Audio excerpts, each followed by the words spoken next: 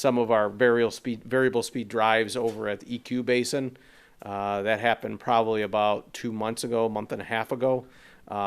So we have 4 VFDs over at the EQ Basin, which basically control the pumps that fill the EQ Basin up when we have a big rain event. So we actually were down 3 VFDs after the most recent rain event that we had.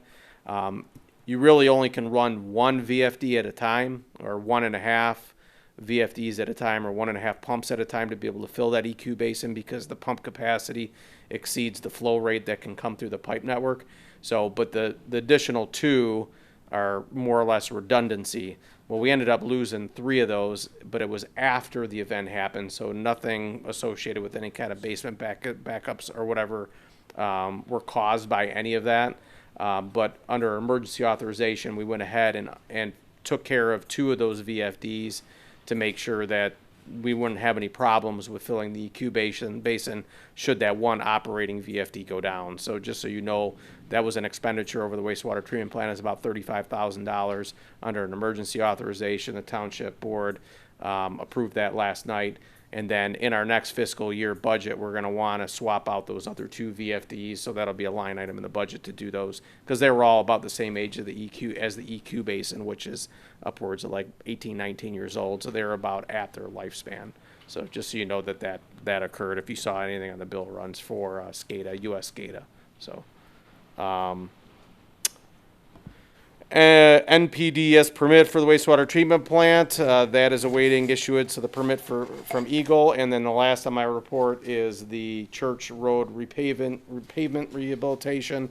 Rotomilling and capping is scheduled to take place between the 23rd and the 27th. So it's going to be rotomilling on a Thursday, Friday, capping on a Saturday, Monday. We had originally wanted this to be done before school, but contractor availability, even though they committed to the fact that they could do it before schools, they weren't able to fulfill that obligation. So it got pushed off until they were available, which is going to end up being at the dates that are shown on the update here. I have spoken with the school about what's going on, and being that Park Lane is at the end of Church, I think what we can probably do is roto-mill last at that end after school is out at the end of one day, and then pave at that end at the end of the day when school is out. So basically route traffic on East River Road, come down Church, go do your drop off at the school, and then go back down East River and handle it that way. But we're not going to give a notice out to the residents on this exact date until next week. I just know with weather conditions and contractor availability, until we get really, really close, I'm not confident in giving that information out. Sure. But that's right now where we're at as far as the repaving of Church. So. Okay. There are some projects completed or on hold listed down there at the bottom. I won't go into those because they're fairly minor. Are there any questions on the status report? If there isn't, John is at a conference for the week, and Mr. Walsh had his second child tail end of last week, so he's off on paternity leave for a couple of weeks. So that's why he's not in attendance tonight. That's all I have for this evening. Okay, very well. So thank you for that. And it's been mandated by the township board that we have a brief discussion on the Open Meetings Act. We've all had a chance with this book to look at it. Well, I just passed those out. No, they were in our packet. I gave a copy out. Yeah. Yeah. No So, problem. Derek, what would you like to highlight? We did have Open Meetings Act training, I think probably about a year ago. Is that correct? We It kind was of. just for the chairman of the Okay, commission. for the chairman. It was Gotcha. like in June. Was February. All right. I couldn't remember if it was with the groups or just with the chairman. Okay. So just a real brief overview so everybody is a little bit familiar, in case you're not, with how the Open Meetings Act dictates how governmental bodies, public bodies conduct business. Open Meetings Is Act. your mic on? Mine went off. My light's on, but I can't hear myself on here. But Mine's on. sounds Okay, go ahead. All right. So the Open Meetings Act was developed to ensure that actions, deliberations by public bodies, and the information that's generated from them are all available to the individuals, in our case, the residents, to make sure that there are no secrets, that open business is conducted in front of the public, or business is conducted in front of the public. So there's a set of guidelines that the Open Meetings Act stipulates when it comes to how we operate our meetings, the minutes, when we can go into closed session, how we run our meetings. Approvals. What's that? Approvals. Approvals, things of that sort. And all that information is included in the book that was provided to you. I think one of the more important things that we wanted to talk about tonight was with regards to closed sessions of a governing body, and in what circumstances a body can go into closed session. It's not very often that we have closed session here. I can't recall in my past couple of years an instance where we went into closed session, but the Open Meetings Act is very specific for those situations in which you can. And if you take a look within this book, it does provide for how closed or when closed sessions take place and how they take place, and that's on page 10. So unless your public body in what you're going to be deliberating falls under the categories provided in page 10, on page 10, we are not permitted to go into closed session. So in our circumstance, pending litigation or legal reviews or something like that, that would pretty much be the only circumstance that we would end up going into closed session. But even then, I don't know whether or not that information is something that this public body would deal with anyways. Any kind of potential litigation more likely be in front of the township board, Yeah. something they will deal with, not the DPS commission. So once again, the likelihood of closed session is very limited for us. But just know the overall message here is there are reasons for which we can go into closed session, and they're very specific according to the Open Meetings Act, and those are provided for on page 10 of this handout. We are required to do minutes for closed sessions. We're also required to do minutes for our meetings. That's why you approve them every meeting that we have for the previous meeting that took place, and then those minutes get put out to the public so that everybody has the opportunity to be able to review the items that we discussed and the decisions that were made by us. So the whole interest of the Open Meetings Act is to ensure transparency. That's why it's there. And I know that this board has never had any issues with, criticisms of transparency. Matter of fact, majority of the conversation we had tonight was about how to get public input and how to have our conversations in front of the public to make sure that they're informed and they know what we're doing in gathering their input in the things that we do. So I want to just give a real brief explanation, real brief synopsis. I didn't want to go too in depth into it, but at least make sure that you guys are aware of it, that you have this resource available to you, and you kind of understand why we do the things that we do and for what methods and reasons that we go into closed session. If you have any questions, you look through it and you've got a question, ask Derek, ask me. And we'll get you the answer on that. And, a lot of this also, I think, how we structure the agendas, the notices you have to give. And the purpose behind it is so that Mr. Heil here can come listen to what's going on. I'm prepared. Well, no, just that he can even come into the meeting. Yeah. 50 years ago, we'd have just shut the doors and chained them from the inside. So bottom line is, almost even a study session we might have, they're always open to the public. They're always open. Study sessions are open. When we did the interviews for the refuse haulers, the door was open. Right. Nobody showed up, but the public Right. And was welcome to come to those. in any meeting of the majority of the board, so let's just say 4 of you or 5 of you get together and start having conversations about something pertaining to the business of this commission, that is not permitted. That's considered a meeting. So you cannot get together a majority of you cannot get together and discuss business associated with this commission.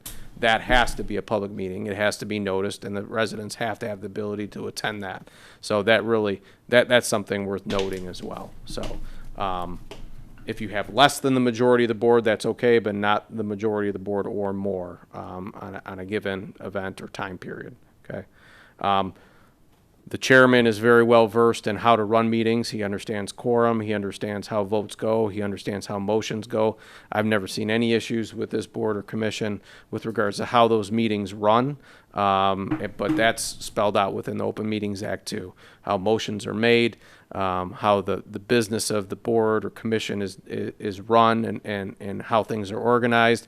I think you guys do a very good job. I've never seen any issues associated with that, but if you have any questions, that's in here as well. One other last item worth mentioning, abstaining from votes if there's a conflict of interest.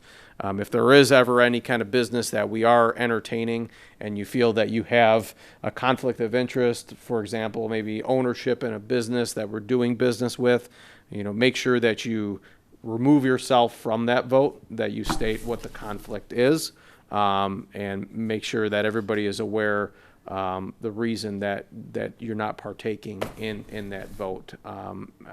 So Open Meetings Act pretty much it puts that on you as a elected or volunteer individual to make that determination if you feel that there is a conflict and to disclose that. So just keep that in mind, because that could be a situation, not necessarily with the commission that we have now, because I'm not aware of any business interests that involve public infrastructure, but anyways, just to mention that to you. Okay. And every violation is a misdemeanor. Okay, so we've had our training session on open meetings. Yes, sir, you're covered. All right. I'm gonna leave my books here because I don't need two of them. No, if you don't want both of them, I'll put them right here. I figure you might want to put, one on the kitchen table and one by your TV set. Right. Okay, so thank you, Derek, for that. I think, are you done? I am done, yes, thank you. Okay. I don't think there's any other items for discussion. The chairman, I'm just going to forego any additional comments. I had a couple other things, but given the hour and it's storming The out, weather. I don't know that we can even leave as raining so. Do the commissioners have anything they want to raise? We'll start with you, Dave. Anything? No, I'm Laura? good. No, I'm good. Bill? John? I'm really appreciative of Bill Hiles' comments, and I'm glad to see tonight he's not wearing a belt and suspenders. He's just got a belt on. So he likes to be fully protected most of the time. Oh, that's going to lead into Les. Anything, Les? Are we back on the air or are we off? We're on. We're still on. Still on the air. That's what I like to have people hear this, what I have to say. Number one, Derek, I'd like to have us look at the water main on the north end of Swan Island. Maybe this bunch we have here today could slip line that or replace it, because the people on the north end of Swan Island are suffering immensely with rust. They're changing filters almost weekly. Okay, now the other thing that I want to talk about is after last month's meeting, when we discussed this electronic meter stuff. And thank you, Derek, for getting that thing from DET. That was very informative. But I sat down and John told me we got 2 or 3 people on Grosse Ile here that refuse to have a radio read meter. Well, I sat down and I was going to say, okay, let's go up and ask these people this question. Do you have a microwave oven? Do you have Wi-Fi? Do you have the internet? How about a cell phone? Portable phone, landline, a TV remote, remote thermostat in your house, portable AM/FM radio, atomic clock, laptop computer, and your electric meter on the outside, and your gas meter, that's electronic, and remote garage door opener.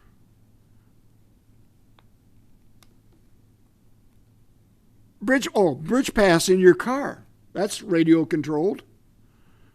And a remote doorbell and remote doorbell camera. Now, if they got all that stuff, or any one of those items, they should have the water meter. Because the electric on the water meter is outside the house, not in. And with that, I voice my opinion.